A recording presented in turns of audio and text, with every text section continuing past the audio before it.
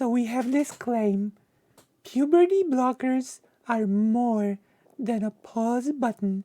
Roughly 98% of children who take them go on to take cross-sex hormones. Okay?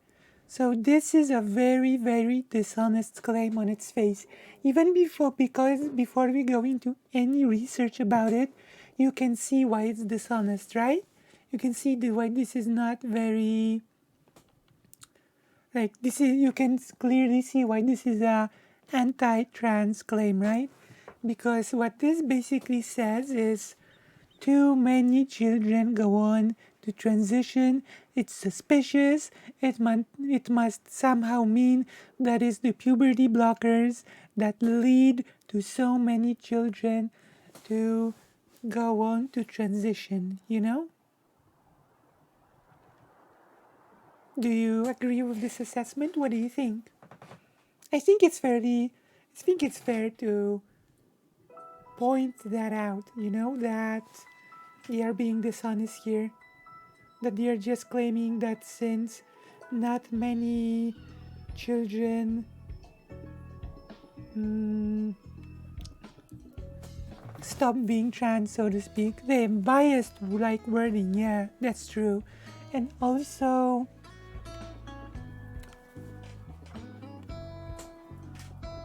WTF, but other kids who aren't trans are given puberty blockers for certain disorders as well. That's right. That's correct. And also, I will give a hot take on this stream, okay? Yeah, it's trying to cast the puberty blockers as having a permanent psychological effect by way of implication. Yeah, exactly. It is what it does. Do you want my hot take about what this study actually would mean? If it was true that 98% of children go on to take cross-sex hormones after taking puberty blockers, do you know what this would mean in reality? If this would prove to be correct, do you know what this would actually mean? What this would mean in an actually just world? It would mean that there is no point in giving children time, so to speak, quote unquote. If 98% of children just go on to transition, then that means that in reality we should be giving children blockers and hormones right away. You know? Yeah, same, Ginger. Same. I know your pain. Same here. You know? This is what it means in reality. If 98% of children really go on to transition, then that just means that we should be giving them hormones from the get-go. Do you not agree? Because what's the point of waiting and giving children time if 98% of them will transition anyway, if you think about it? You know? This is really what this would mean if it was real. The opposite of what they are trying to do. Okay? It would just mean that you should not only be giving blockers, but also hormones. Puberty blockers are more than a pause button. They are just repeating the statement here. They are repeating the claim here. A 2021 study from the UK found that only 1 out of 44 children placed on puberty blockers did not continue to take cross-sex hormones. See? I wish, yeah. Similarly, a Dutch study reported that only 1 and 9% of the adolescents who started puberty suppression treatment abandoned this course and did not take cross-sex hormones.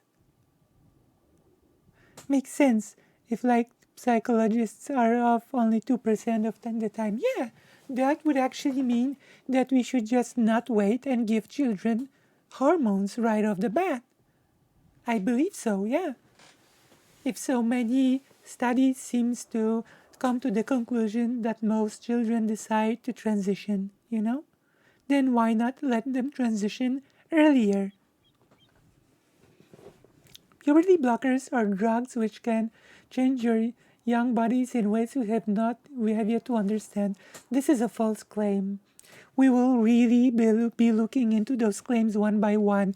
We'll be searching all the studies that we have available, and then we will streamline the answers and create a nice, coherent response to this claim in the form of a video. Okay? So right now we're still in the research phase, and we are in this together. So if you have any research about this, if you know anything, post the research here in the chat, or just post it on the Discord in the research we have a channel for research, and I will be opening all of the research links, and we will be reading them on stream and discussing them on stream. Okay? One thing that always especially annoys me about this flavor of transphobia is the mask of being concerned for kids' well-being. Exactly. This is very dangerous. This is very, just dangerous. Very bad. And this is why especially this sort of thing should be called out, debunked, and discussed among, we should discuss this a lot. We should try to combat this sort of narrative, which is why we are sort of putting our Marxist-Leninist arc to the side, and we are focusing on a much more important research arc about trans rights and about pages that pretend to just do research and instead peddle blatant transphobia. Okay? This is a bit more important than Lucy's little pet peeve with the Marxists-Leninists. Did they not give a link to the research you're talking about? It looks like they have not, actually. So we might have to look for that research as well. We have to read our own research, but we also will have to take a look at what they have claimed. So there's a lot of work before us. In fact, a different Dutch study, adolescents withdrew from puberty suppression and all started cross-sex hormone treatment, the first step of actual gender reassignment.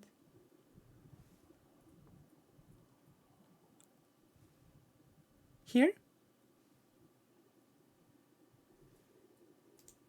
Nothing happens when I click on it. It does nothing. When I click on the one, it does nothing. I'm clicking.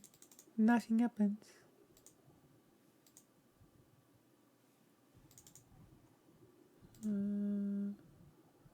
Well, we will read it for now, and then we will see if they have linked anything, okay?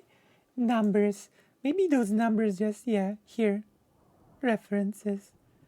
Have they? They have... Oh, there are links. Okay, we have links. Okay, we will look at that research as well. Do you want us to look at the research that they have linked first? Or do we want to read our own research? Well, I guess that doesn't really matter that much, the order of our research into this. In fact, okay. Puberty blockers are drugs which change our bodies in ways we have yet to understand, so we know this claim is false and may be permanent. We know this is definitely false because, as Ginger Snaps has pointed out, we have used puberty blockers for children for years now for different sorts of things, not just for being trans.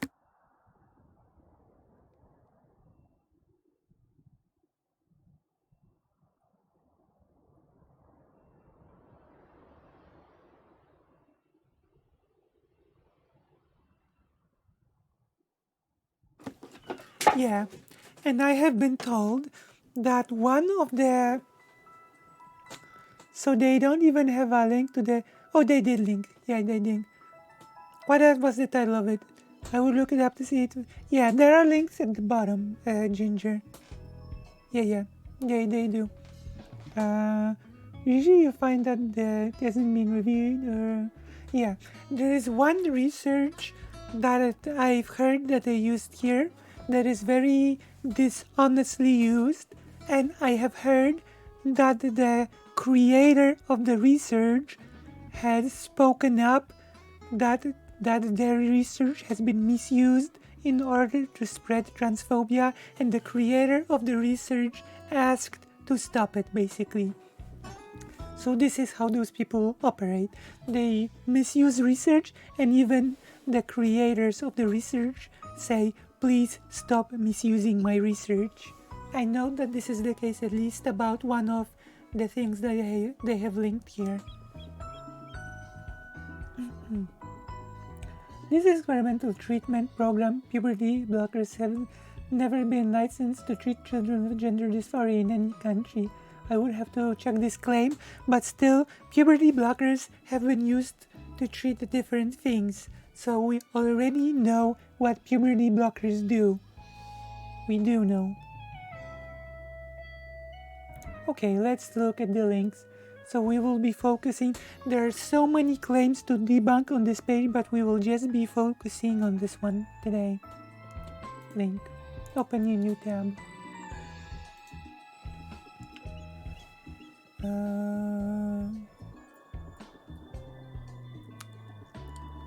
Cookie preferred setter.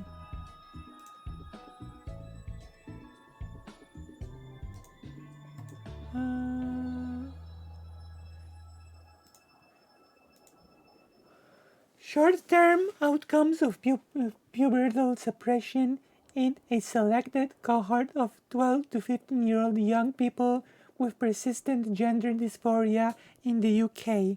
So this is some kind of like a study in the UK about if children go on to transition after being put on puberty blockers. Abstract. In adolescents with severe and persistent gender dysphoria, gonadotropin-releasing hormone analogs are used from early middle puberty with the aim of delaying irreversible and unwanted pubertal body changes. Evidence of outcomes of pubertal suppression in GD is limited. Okay.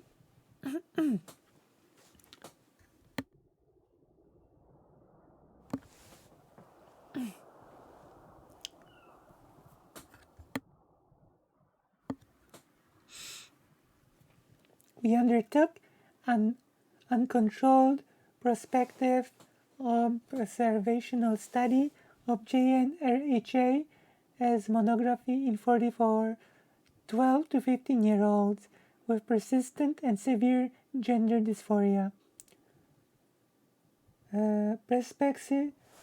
Prospectify the analysis were limited to key outcomes: bone mineral content and bone mineral density, child behavior checklist, total T-score, youth self-report, total T-score, CBCL and YSR self-harm indices, and 12, 24, and 36 months. Semi-structured interviews were conducted on GNRHA. Okay. Results. 44. Hey, Panismain! We are now on the research part of the stream. We are reading the first research paper that they have linked. We are researching the claim that somehow puberty blockers are quote-unquote not just a pause button. Which of course I call BS, okay? I call BS. I call it not good, okay? Okay. Results. 44 patients had data at 12 months follow-up, 24 and 24 months, and 14 and 36 months. All have normal karyotype and endocrinology consistent with birth-registered sex. All achieved suppression of gonadotropins by 6 months. At the end of the study, one sees GnRHA and 43, 98% elected to start cross-sex hormones. Okay, so basically this just indicates as that most children went on to continue transition, but what this study does not demonstrate is that the puberty blockers themselves somehow influenced that decision. And this is something that some studies must be able to demonstrate to make such a claim. Do you know what I mean? Do you understand what I mean?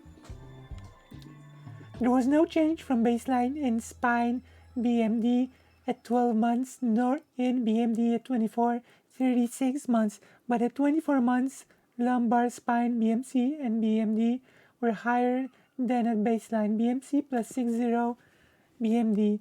There were no changes from baseline to 12, 24 months on CBCL or YSR. Total scores for CBCL, YSR, self-harm indices not for CBCL, total T-score or self-harm index at 63 months. Most participants reported positive or a mixture of positive and negative life changes on GnRHA.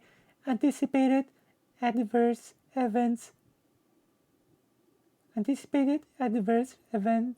were common. So I don't know. So far, this does not the study that they themselves have linked does not really seem to be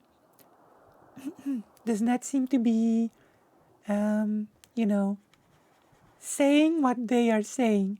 It does not seem to support their claim. Conclusions. Overall patient experience of changes on GnRHA treatment was positive. We identified no changes in psychological function. Changes in BMD were consistent with suppression of growth.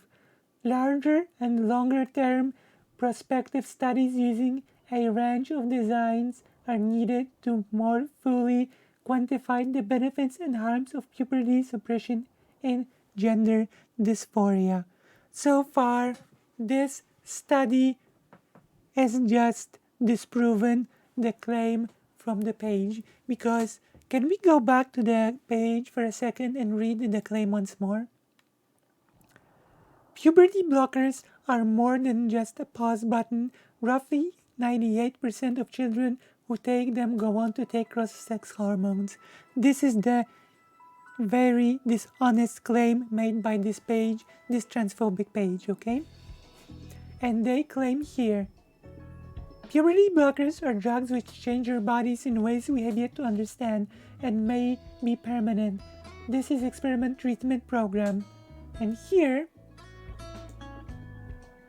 they claim we identified no changes in psychological function, which means, by extension, that they detected there's no indication that the puberty blockers have affected the children in any way on a psychological level. This is what they are saying with these conclusions, okay? So this first study already does not really align with the thesis on the page, okay? This explains what gender dysphoria is.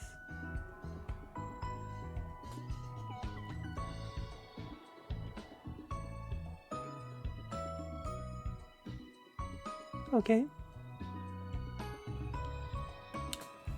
Puberty suppression is currently practiced in the majority of international centers across Europe, the Americas, and Australia, as evidenced by a recently published survey of 25 international centers by the European Society of Pediatric Endocrinology. Pubertal suppression with GnRHA as monotherapy is time-limited strategy due to the potential for side effects with long-term use. In the UK, for those commencing under the age of 15 years of GnRHA alone ceases after 16 years when young people face a decision to return to the sex hormones produced by their body or being cross-sex hormones.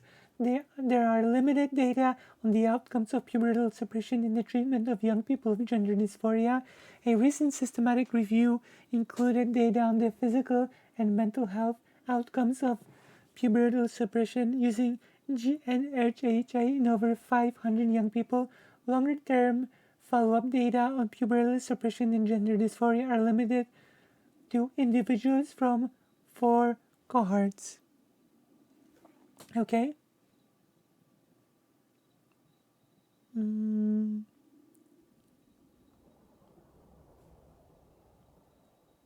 Let me see. This is like a really big breakdown. Let me see outcomes. Outcomes. The following data were collected.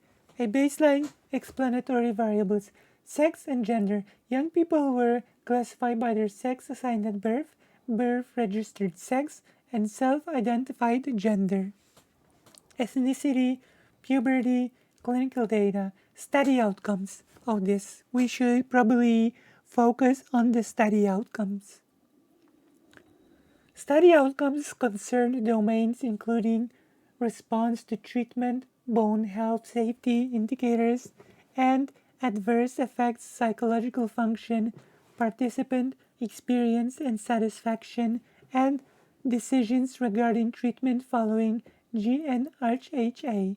Outcome data were collected at routine clinic visits to GIDS or medical clinics at UCLH, and timing therefore varied. True, we are destroying transphobes with facts and logic, which is not very, I'm sorry to say, which is not very difficult because transphobes do not have a leg to stand on. They just have dishonest claims and links to studies that disprove their claims. I'm reading their own studies. They have linked this, They have linked these studies. We have not even...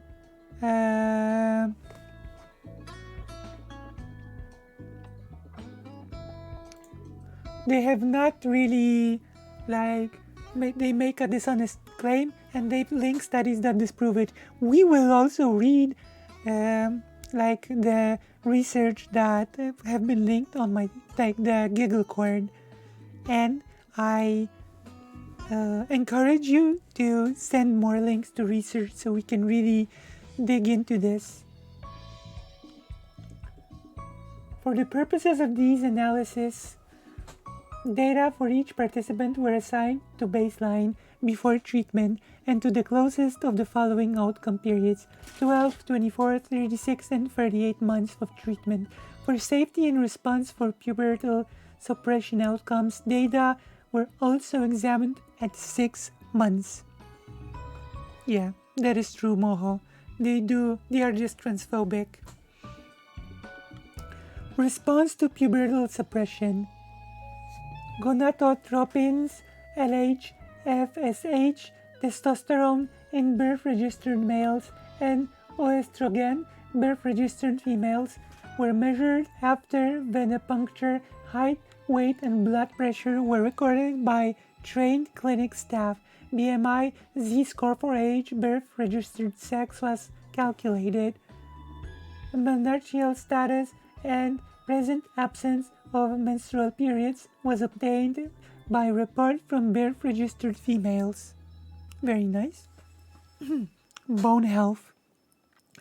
Bone mineral content and bone mineral density in the lumbar, L1 to L4, spine, and hip, total hip, were measured by dual energy X-ray absorptiometry scans using a holoic discovery HDR, QDR, series model 0101549, hologic ENC Bedford scores for age and birth registered sex appropriate to this machine were calculated. BMD Z-scores for spine and hip were further adjusted for height adjusted scores using published formulae. So there we go. Most transphobes who just write articles or make videos depend on their audience's laziness and willingness to just take their word. Any cursory search on their bogus claims can easily debunk them. Yeah, that's right. There's a reason why the overwhelming consensus on this issue is on our side. There's a legitimate reason for this, They claim this is why this sort of a bogus page must be debunked really truthfully,